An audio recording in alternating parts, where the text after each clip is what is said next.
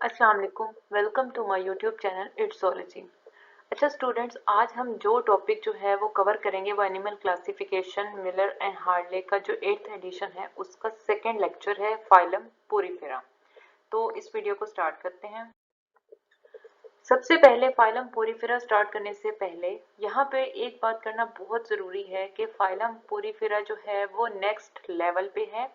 पहले जितनी भी बात हुई थी प्रोटेस्ट प्रोटोजोन्स की वो यूनिसेलुलर थे, सिंगल सेल था, लेकिन नेक्स्ट स्टेप में जब हम जाते हैं पोरीफेरा तो ये मल्टी सेलुलरिटी का आगाज होता है टिश्यू लेवल ऑर्गेनाइजेशन का।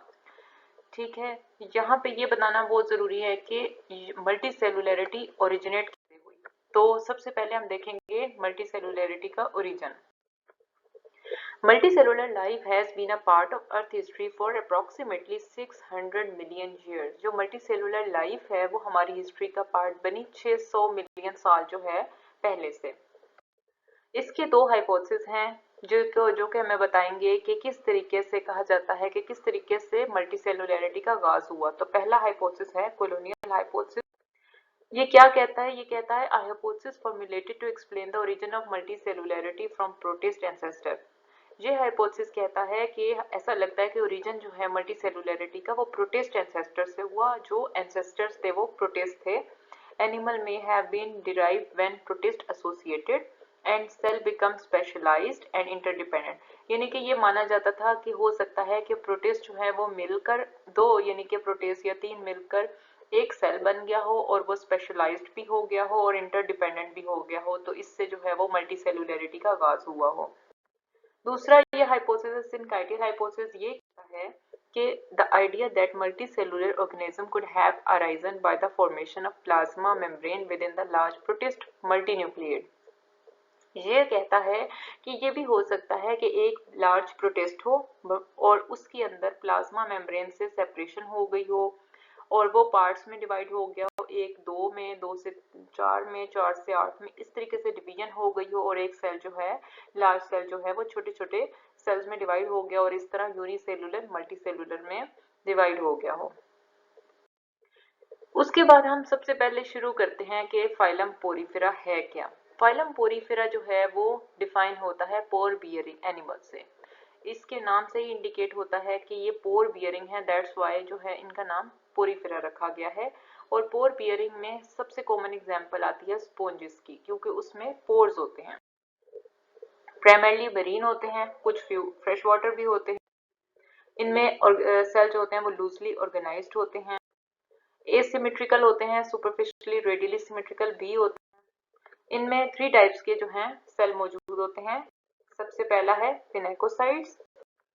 पिनेकोसाइट्स कौन से सेल होते हैं? ये थिन होते हैं, फ्लैट होते हैं और ये आउटर सरफेस जो होती है उसके ऊपर इनकी लाइनिंग होती है, जिन्हें पिनेकोसाइट्स कहा जाता है।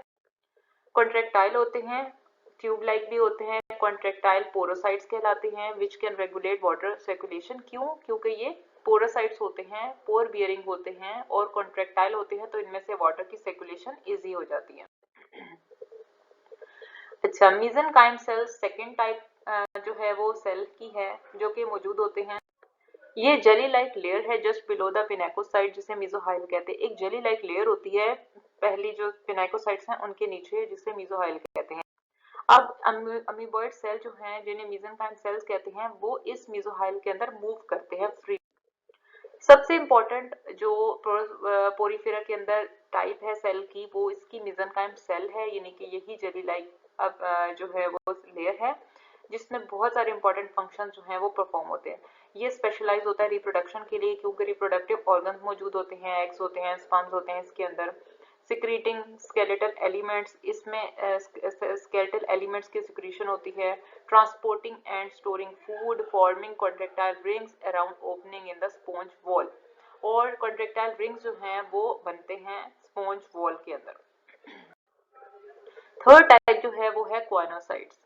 क्वानोसाइट जो होते हैं वो मेसोहाइल के बिलो होते हैं और लाइनिंग चैम्बर्स आर क्वानोसाइट्स और कॉलर सेल। मेसोहाइल के बिलो होते हैं और लाइनिंग चैम्बर्स में होते हैं, इन्हें क्वानोसाइट्स कहते हैं और इन्हें कॉलर सेल्स भी कहा जाता है। ये फ्लैजेलेटेड सेल्स होते हैं जिनमें कॉलर लाइक रिंग मौजूद होता है माइक्रोविलाई का, जो कि फ्लैजेलम को सराउंड करता है। फ्लैजेलम वाटर को करंट को क्रिएट करता है स्पॉन्ज से, और कॉलर जो होता है, कॉलर लाइक सेल्स होते हैं, वो उस माइक्रो वाटर को फिल्टर करते हैं माइक्रोस्कोपिक फूड पार्टिकल्स हासिल करने के लिए। नेक्स्ट जो इंपॉर्टेंट बातें हैं स्पॉन्जेस के बारे में, ये कि स्पॉन्जेस जो होते हैं वो सपोर्टेड होते हैं स्केलेटन से दैट में consist of microscopic needle like spikes, जिसे स्पाइक्यूल्स कहते हैं। यानी कि स्पॉन्जेस जो होते हैं उनको सपोर्ट कौन करता है, स्केलेटन, और ये स्केलेटन जो होता है माइक्रोस्कोपिक नीडल लाइक स्पाइक्स पे कंसिस्ट करता है और इन्हें स्पाइक्यूल्स कहा जाता है। ये स्पाइक्यूल्स होते हैं ये अमीबॉइड सेल से बनते हैं, और अमीबॉइड सेल्स मीजनकाइम लेयर के अंदर मौजूद होते हैं, और ये कभी कैल्शियम कार्बोनेट और कभी सिलिका के स्पाइक्यूल्स होते हैं।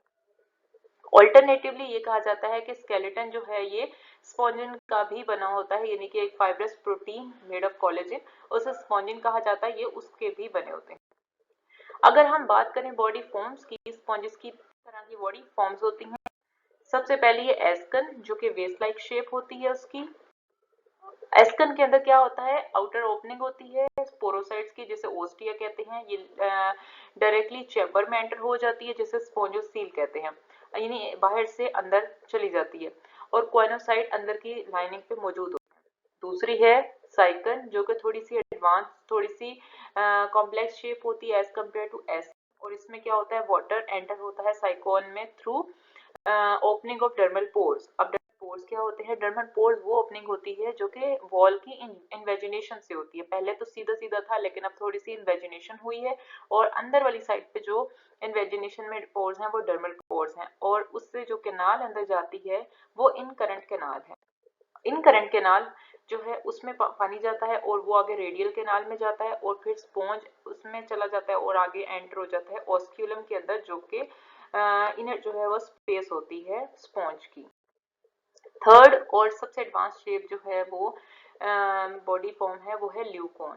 ल्यूकॉन क्या है, एक्सटेंसिवली ब्रांच्ड कैनाल सिस्टम है, और ये इंक्रीज करती है सरफेस एरिया को भी, क्योंकि ये ब्रांच्ड होती है। जितना ज्यादा चीज ब्रांच्ड होती है सरफेस एरिया उतना ज्यादा बढ़ता है, थोड़े से एरिया के अंदर बहुत ज्यादा सरफेस एरिया बढ़ जाता है।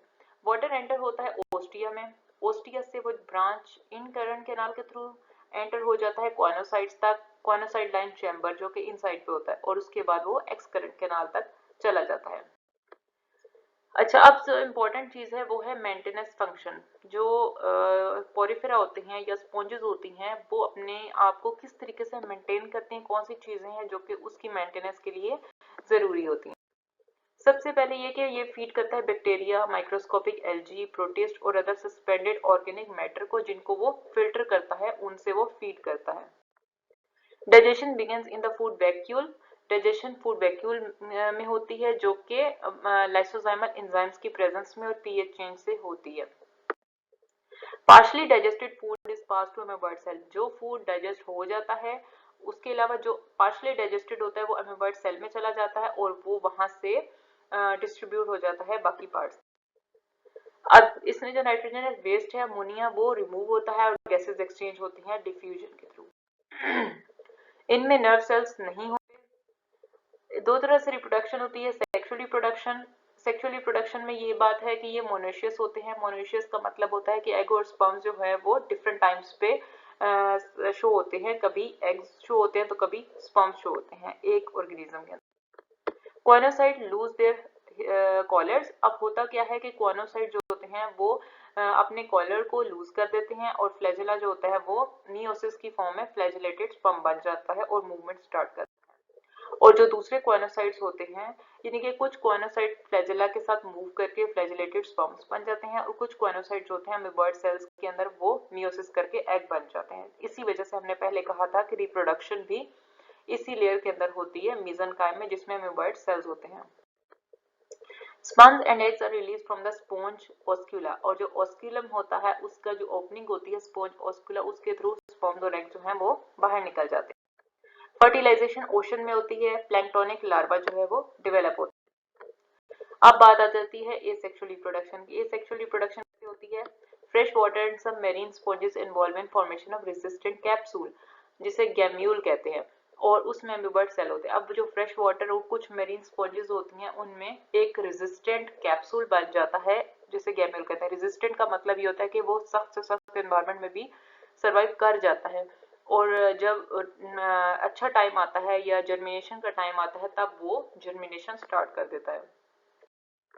When patent sponge dies in the winter, it releases gamule. जब पेटेंट स्पॉन्ज मतलब जो उसकी कवरिंग होती है वो खत्म हो जाती है तो गैम्यूल जो है वो रिलीज हो जाता है, which can survive both freezing and drawing.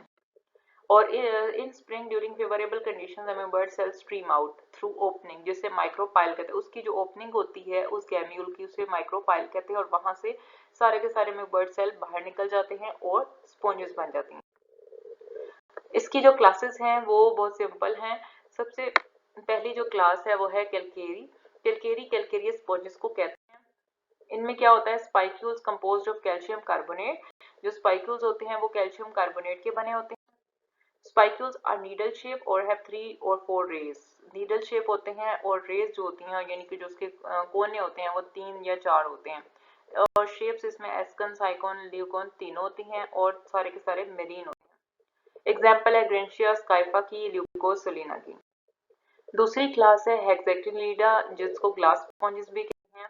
इनमें स्पाइक्यूल्स कंपोज करते हैं सिलिका और ये 6 रेड होते हैं यानी कि 6 रेज होती हैं. रेज होती हैं इसके अंदर 6 सुइयां जैसे नहीं होती वैसी शेप होती है इसकी. Spicules open fused into an intricate lattice. ये फ्यूज्ड होते हैं और एक इंट्रिकेट खूबसूरत सा लैटिस लाइक स्ट्रक्चर बनाते हैं. कप और वेस्ट शेप दोनों तरह से मौजूद है. साइकन एंड ल्यूकन बॉडी फॉर्म मौजूद होती है इसके अंदर. एग्जाम्पल है यू प्लेक्टिला जिसे वीनस फ्लावर बास्केट बहुत खूबसूरत होती है वो कहा जाता है. जो थर्ड क्लास है वो है डेमोस्पोंजिया. डेमोस्पोंजिया जो है वो ब्रिलियंटली कलर्ड स्पॉन्जेस होती हैं और इनमें नीडल शेप और 4 रेड सिलिकेशियस स्पाइक्यूल्स या स्पॉन्जन मौजूद होते हैं. इसकी जो बॉडी फॉर्म है वो है ल्यूकोन.